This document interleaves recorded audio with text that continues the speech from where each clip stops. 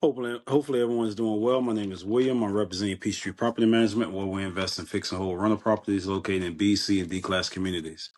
Um, I know you all don't know this, but this is probably my third or fourth time trying to record this episode. Today, well, I just want to introduce myself for the ones that don't know, for the ones that haven't been here for a while. This podcast was created to help inspire people that got out of real estate to get back in. The ones who have never, um, put a pinky toe in the real estate to hopefully encourage them to start to do so. Um, I want to try to battle gentrification, not necessarily to destroy it or treat it like it's a bad thing, but basically to help people that want to stay in desirable locations. My motto: I used to be a real estate agent. Um, and I still do property management, but I used to work with Keller Williams, for Keller Williams, however you want to state it. And my slogan was, why go through the home search alone? Some people tried to take that, and I had to tell them to take the billboards down and stuff like that. But I had another one with, I still use it, for my company, giving people affordable rentals in desirable locations. And so that's my motto and something I still live by. So meaning, market rent may be $1,600, $1,700, and I give my rentals may be $700 to $800. I'm not telling everyone to do this. Market rents are 16, 17, $1,800. Then you can probably rent yours out for 1,000, 1,200, whatever. I always tell people, don't try to get rich off one property or your first one or your second one. Make it a collection. I heard this somewhere, and I've repeated it several times on my podcast. If you give a kid you give a parent or parents a affordable place, then they are more likely to stay there, and their kids are more likely to want to have a sustainable household also. So, a lot of times we mimic what we see, whether we do it subconsciously. um, if your parents are moving from place to place, maybe you will, in your mind, you would think it's okay. I mean, you have to do what you got to do, but you always want to find someone that's somewhere that's stable. All right. Um, and so if you come from a stable household, you'll probably more than likely want to produce, manifest a stable household yourself. And so, as far as with gentrification, basically, um, you know, typically it's happening in neighborhoods where it was once probably affluent or a place desirable to be. Then it probably crashed. It could have been pre 2008 or post 2008, and now starting to be revitalized. And so a lot of people that have probably been living somewhere since the 1940s, I don't say 1940s, but the house has probably been in their family since the 40s, 50s, 60s, 70s. Now they're being priced out. Taxes are being increased, and not necessarily talking about home ownership, but we're talking about rentals. And every year, rental property is going up. What is because the taxes or whatever, but people are charging more for the rentals. And so instead of having these Starbucks, Targets, and everything else start to come to these communities, and these people finally getting what they need, and then they being forced out. Basically, you're giving these people affordable place in a desirable location. All right. So another something was still along that note, rents are becoming higher, and there's a Maslow's law. Basically, hopefully I said that correctly. Um, Basically, as a human being, it's a hierarchy, and we focus more on, I guess you can go say from the bottom up. I think it broke down physical. So we have physical protection, clothing. We feel safe, and that's where we start. There, we feel safe physically. Then we build from there. So that's like the ground level. We start there and try to work our way up. Secondly, if a kid or a person is hungry, I shouldn't say if they're cold, then their focus is gone. If they're hungry, if they're thirsty, then they can't think. All right. And I could have had those mixed up. If they're cold, they can't think. If they're hungry or thirsty, they can't focus, whatever it may be. But you people look for stability. All right. Um, and then according to the National Realtors Association, mortgage rates excuse me as I look to the side. Mortgage rates have spiked ever since, in 2022 to 2023. They are at the levels like they were in 2008. All right. Um, so another thing I want to talk about before I get into what I wanted to mention, this is going to be a short podcast. Um, when you're dealing with real estate, you're dealing with the good and the bad. All right. So there's talking about the bad. Um, and I'm not trying to scare anyone out of this, but there's about 3.6 million evictions every year. All right. But with these evictions lately, because the price of homes or the rentals have gone up, people are not, they're putting up more of a fight. There's more violence happening, stabbing, shootings. Mostly the tenants assaulting the landlords, and sometimes the landlords trying to fight back, and they're killing or shooting the tenants. So I think in Philadelphia, even though we know Philadelphia, we hear about it all the time being dangerous. Philadelphia put a pause on their evictions for a little while, and it's not just Philadelphia and some of these other places that are in Chicago and all these other places that get bad names for themselves, are given bad names. Also in affluent places like Miami, Florida, there's 52,873 evictions. In Phoenix, Arizona, there was 85,633 evictions. So evictions are happening everywhere, whether they're small cities, big cities, whatever it may be. But with the eviction process, what I want to say is, um, what I would do if I was to do eviction today, tomorrow, next month, whatever it may be, then I would call the people, send the text, send the email. As long as you get some type of written notification. Also, even in my state, in the state of North Carolina, if you put how you're going to go about the eviction process, what starts the eviction process. If you put it in the lease, then that's the written part. I mean, and they signed it. Um, like I say, you could do a text, phone call, email, or a letter, and mail the letter. Don't put it in their mail. Don't deliver it to their door. If you're going to do that, make sure you notify somebody. If you're going to physically show up, bring someone with you, not to necessarily intimidate them, but to protect yourself. Once you do a writ, if you have to go through the eviction process, get a sheriff to do it. All right, don't you do it. Just like I say, just safety.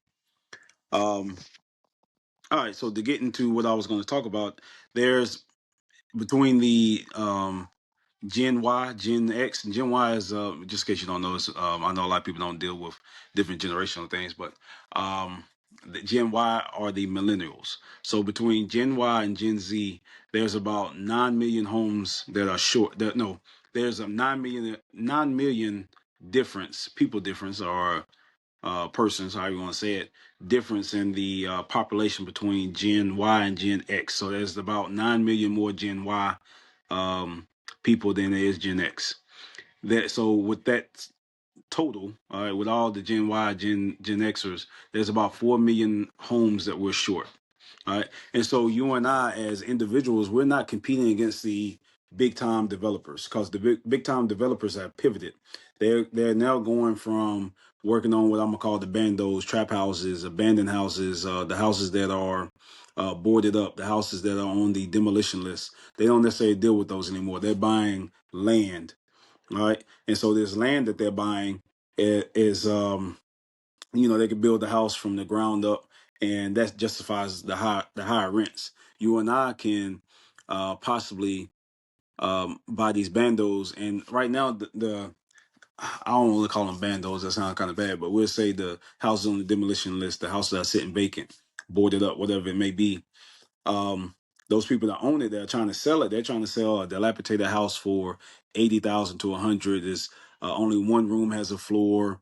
No plumbing has been stripped out. I should say the electrical has been taken, and so they're trying to sell a house because these new houses are going for a lot more, and it's justifiable because these developers don't want to have to build, and it's going to take more money, and they're going to have to keep coming back, and they don't want to deal with their headache. Um, but with us, we can deal with that, because it's not that it's costing more money. It's just they're looking at, they don't want to keep going back and forth. All right. Um, they can't really keep an eye on the place, because um, they deal with so many properties. Now, someone like us, we deal with maybe one, two, or three. We can keep an eye on it, especially if they local. But you may go through some headaches of trying to find some people call it GC, but it's probably going to be a residential contractor, a handyman, and you might have to go through 3 or 4 of those before you find one that's decent. But the first thing is buying the house at the right price. So where a new house may be 290,000, they look, they try to look at the abandoned houses, try to look at their square footage and everything like that, and they say, well, my house is worth 80,000, 100. It's really not. It's not even comparable because most of the rooms probably won't have a closet. The bathroom or the back of the house may be missing.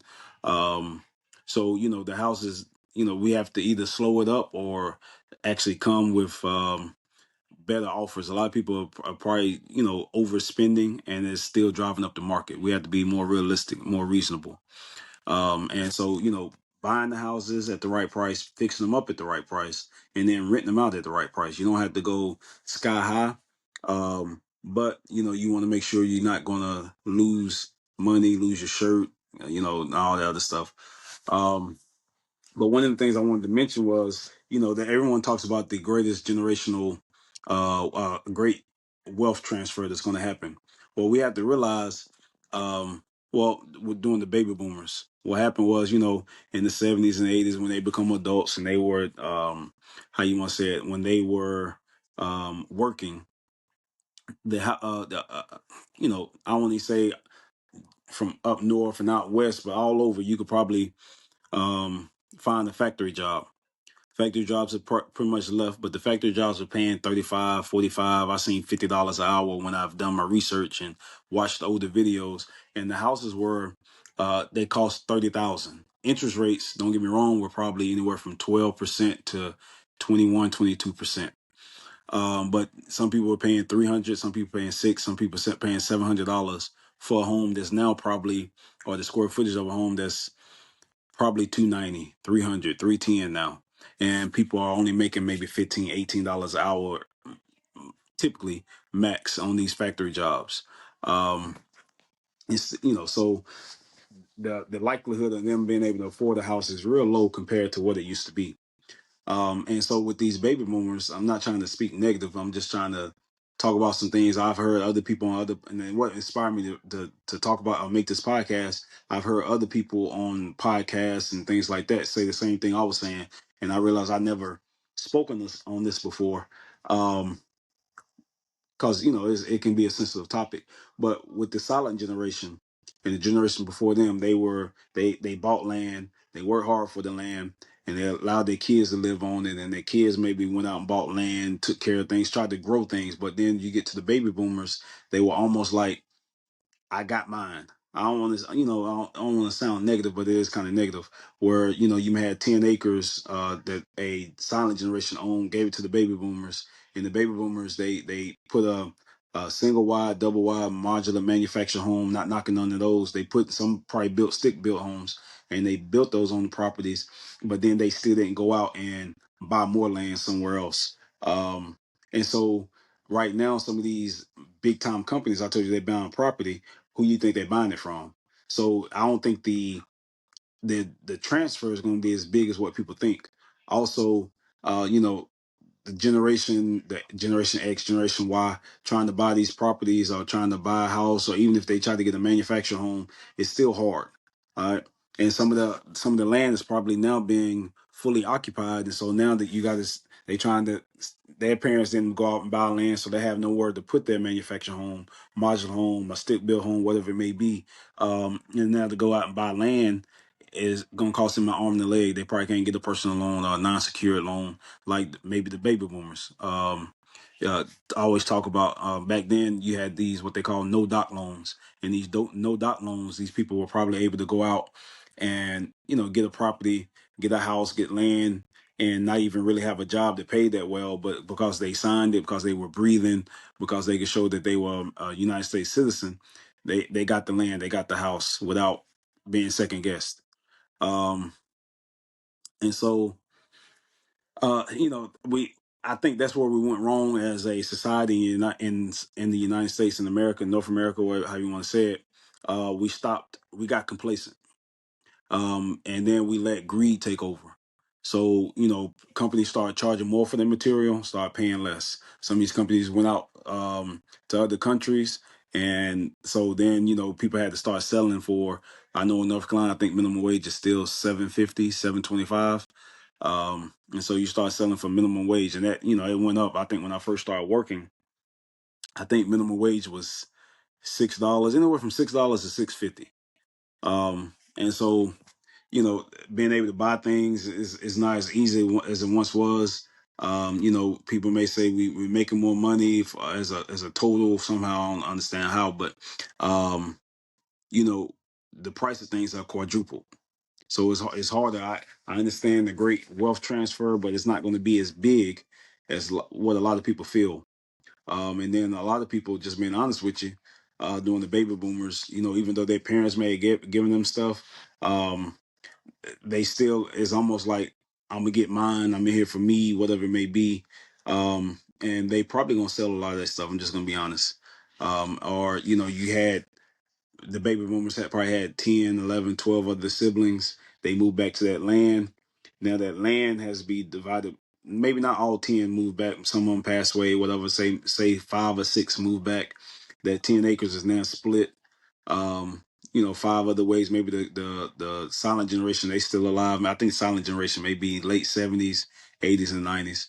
But I mean, they are passing away. Hopefully, the baby boomers and everybody else, all of them, live as long as possible. But say it's being split 5, 6 ways, then it has to be split. The baby boomers probably had 3 or 4 kids, and that has to be split even more. Um, and so some people may not have land to come back to. Some people still probably won't qualify for, some land won't perk. Some people won't qualify for, what do you call it? A loan for a modular, and where it's just harder. And even if you try to have somebody co-sign, it's still hard that way because everybody's credit. A lot of people are now. I don't know if it's CNBC. They was talking about more and more people, Gen Xers, are using. They ain't say anything about Gen Y, but Gen Xers are using more and more credit cards, going in farther debt, and not having a way to pay it off. Um, so, like I say, we don't be complacent. What I mean by that is, if you can buy land is not going to get. It's not being. If you ever flew, you will see that. Flew in the airplane, you will see that there's land. There's a lot of land. We just live on top of each other. But to buy the land, no matter where it is getting more and more expensive. So if you can afford it now, I'll probably buy it now, and then set out a plan later. Um, even with that house, if you see a house and it's dilapidated, I got houses now that's been, I'm working on one that's probably set for 4 or 5 years. But like I say, as long as you control it, as long as you own it, you can control it. If you don't own it, you can't manipulate it, you can't control it anymore. I have another house probably been sitting, yeah, it's probably been sitting for 5 years. I think I bought it in 2019 or 2020. So it's just been sitting 4 or 5 years. Got another house probably been sitting a year or two. So those are going to be my next homes that I start working on. So buy it, and even if I don't live any longer than tonight, hopefully my kids will try to do something with it. Um, so like I say, it's something I can pass down, and it hopefully do like gold and or oil and whatever else, and gain value. But if you have any questions, like I said, if you want me to talk about any other topic, you can reach me at WAG Realty LLC. That's on YouTube, WAG Realty LLC on YouTube. You can reach me at Peachtree Property Management. And again, it's at Peachtree Property Management on Instagram. Of course, you found my podcast, Real Estate for Beginners. I could be listened to or watched. This is like a video. It's something new. Um, but you can listen to me on Casterbox, Anchor.fm. If that still exists? I know it got bought out by Spotify. But yeah, you can listen to me on Spotify, Apple. I think it's called Apple Box, Apple podcast, I think something like that. So you can listen to me on a lot of different podcasts. Send questions if you want to donate to help me battle gentrification. You can give to my Cash App at WAG Realty LLC. You can give to my Venmo at Peachtree Property Management. You can even give to, I think, Spotify, Anchor.fm, Stripe, I think it's called. You can donate there. Um, like I said, I've been giving out this information ever since 2020, when COVID struck the United States. If it wasn't in March of 2020, I probably started it in May. So it's been going on for a little more than 4 years.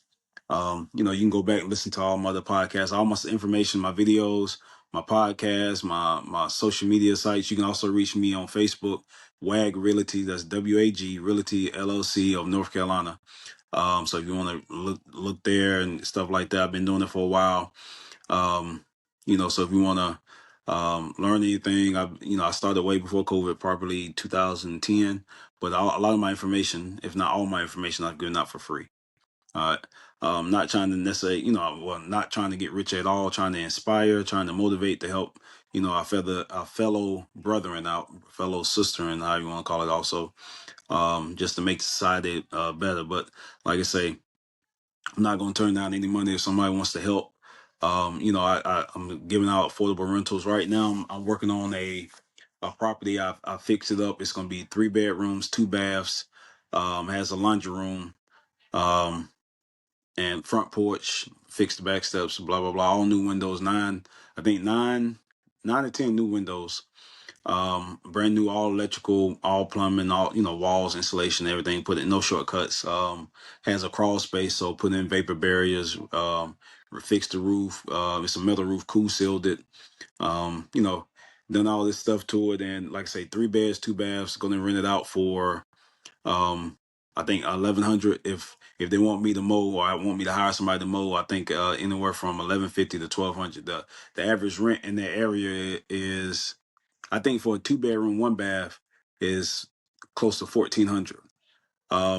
So even with me with throwing in the mowing with $1,200, I think a 3 bed 1 bath or 3 bed 2 bath is still gonna run you 1,600, 1,700. So I'm still going to be $400 or $500 cheaper. I have gone up on my properties because I think I have other ones in the past that people still renting out. There were 3 bed, 2 baths, a little more than a half an acre, fenced in backyard, sheds, front porch, all this other stuff, and probably 800. I just raised the rent to $800. So I just, I tried to keep my rents down. I have some that, 2 bed, 1 bath, wrap around front porch. Um, Probably what I'm trying to think. I think either 620 or 640. So I do keep my rentals. I don't raise the rent. Once someone moves in, if I raise the rent, you're talking about maybe $5-10 a year. Nothing crazy. Um, yeah, but I typically keep the rent low, and I raise it higher when people move out. And I've had tenants 5, 6, 7 years longer or whatever. So yeah, like I say, if you hopefully you find inspiration from the video, and I don't want to make it too long. Right now it's about 23 minutes. So thank you for being staying tuned, and I'll talk to you next time.